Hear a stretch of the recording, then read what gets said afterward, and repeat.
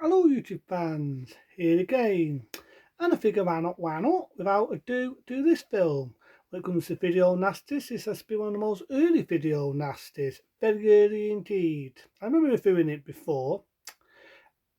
And the funny thing is, this is actually from a respectable businessman now. That's right, a respectable businessman if he's still alive. He did film, let's say, like 2000 Maniacs, Break Me Bloody Red. But before he did all this, he had this process, that being Blood Feast, one of the very first blood splat, early slash, or whatever you, slice and dice, whatever you want to call it. Now, in the 60s, it was one of the most blooded films going. To us now, you can laugh at it when you see the blood and it's all, red paint, that sort of blood. But back in its day, it was ahead of its time. And there was a trailer with one of the actors who presents it, warning younger audience and women and people with fake art to walk out the theatre. And it was a good marketing tool. And what else was a good marketing tool? The fact that they actually had a vomit bag. That's right, back in the day they actually had a vomit bag. So when I went to the theatres, they actually had a bag where you could bite your ducks up where watching Blood Feast. But then over the years, it became such a nasty film. I do remember originally when they re-released it, there was a lot of, but it does, as we know, when VHS come out, there were no restrictions back in the day. You could see anything in its uncut form. So Blood Feast come out on the golden days of VHS, and then the days when they was announcing the video nasty. Surprise, surprise, Blood Feast was one of them. It was actually a video nasty back in its heyday. But back in that day, back in the day, like I say, it was one of the very first gory films, and basically you can see why it was notorious. The acting is naff. The acting is really utter shit. I'm not even going to tap on the wooden wall and say piece of fucking wood. It'd be insult on the wood.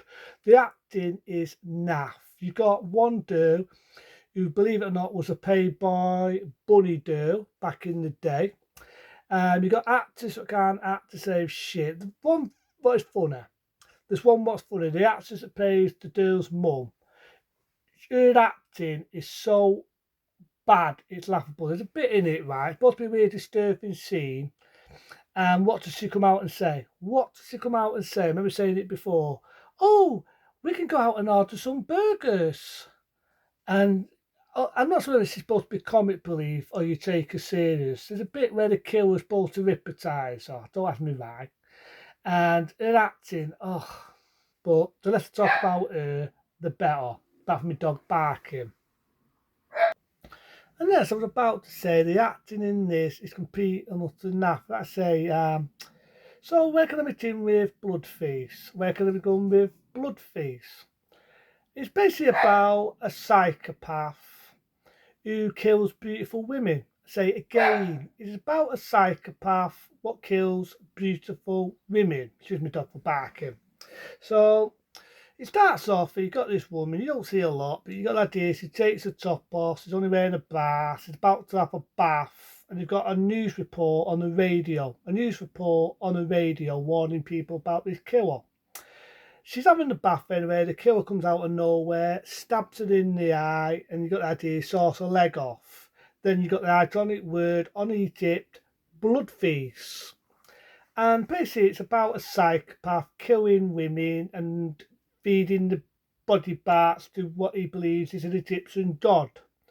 Which, funny enough, I think in 1978 there was another film called The Barbican Massacre, which has a similar story to this.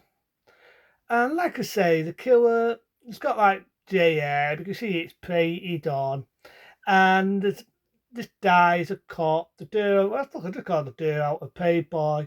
She's dating the cop, and they're looking for the killer. Right, they're looking for this guy who's going around killing women. Right, but it's one of these. It's one of these. The acting is so fucking toy and so fucking naff. It is so fucking laughable. I say it again. It is so fucking toy, so fucking laughable. You can't help but laugh your ass off. You can't. You can't take it serious if you try, but it's just, you can see why it was a disturbing film back in the day. So apart from that, like I say, there's a lot of gruesome deaths. One iconic death of always, the psychic breaks into the room, gets this door. A lot of people might remember the iconic scene, and he pulls a fucking tongue out. Seriously, I'm not making this shit up. He literally pulls a fucking tongue right out. Blood coming out of her face, really gruesome scene. The bit where a couple's making out, the killer comes out, twats the boy, doesn't kill him, kills the dude, see a big chunk of a brain hanging out. That's that an iconic scene, but there's really one bit I do admit is disturbing. The dude out of Playboy has a mate, right, where the Dan will look for the killer. And the killer sneaks up and twats her and knocks her out. And then there's a scene where he's got a rip, and I think that's like 4 or 5 layers, and he rips a chunk out of her, and he literally rips her to death. I don't admit that was that disturbing scene. And basically, the girl out paid bar, I just got her that. It's a birthday, and she's celebrating a birthday. And what they don't know is he's killing these women, he's cutting them in pieces, and he's making a food out of them. They don't know that. And they've had this door, and half her face has been removed, and her eyeballs have been scalped out. And she told them these cops are so thick, the two could be in the face, and the stew wouldn't get it. But she dies. But it gets to the girl's birthday. This killer's so stupid. I remember saying it before. This killer is the most dumbest killer going, right? Because what does he do? He tells the girl to lie down, and she says an iconic of thick because she does lie down, thinking it's a part of an act. And he's only going to kill her where they're having a dinner party. And in the next room, right, and she's on the chick, and he's going to lie down like that. And he's about to fucking stab her, and she wakes up. But the mum comes in, I don't lie there. The mum comes in and chops what he's doing. He does a tunnel pump, and that's the bit where the mother says something about, oh, we'll have burgers. I've got to admit, that scene's laughable, apart from my dog barking. So, yeah, I mean, the killer runs out, I was about to say, and the cops are chasing him. The killer's so stupid, like, there's a Bing tart. Don't ask me how the fucking Bing tart comes in, but there's a Bing tart. I know what to that's rubbish in Darby's. The killer sneaks in there, and he gets blended by a blender. The cops stop him in the nick of time and say, for he's now is where he belongs. And then it ends with the end, fake blood coming all the way down. End of movie. End of movie. And that is Blood Feast. And it's like I said, over the years, it became a nasty, maniferous film. It really was. The director did films a few years later, let's say like 2000 Maniacs, Paint Me Bloody Red, and so on. Now, believe it or not, he's a respectable businessman. But back in the day, 1963, this was very notorious. And when it come out on video, it was one of the video nasties. It does I'm making the film sound really gruesome, really horrible. Like a scene where he hypnotises the mum. And like I said, there's laughable bits where the mum says, we can have burgers and all this. So the acting is so fucking laughable, it's unbelievable.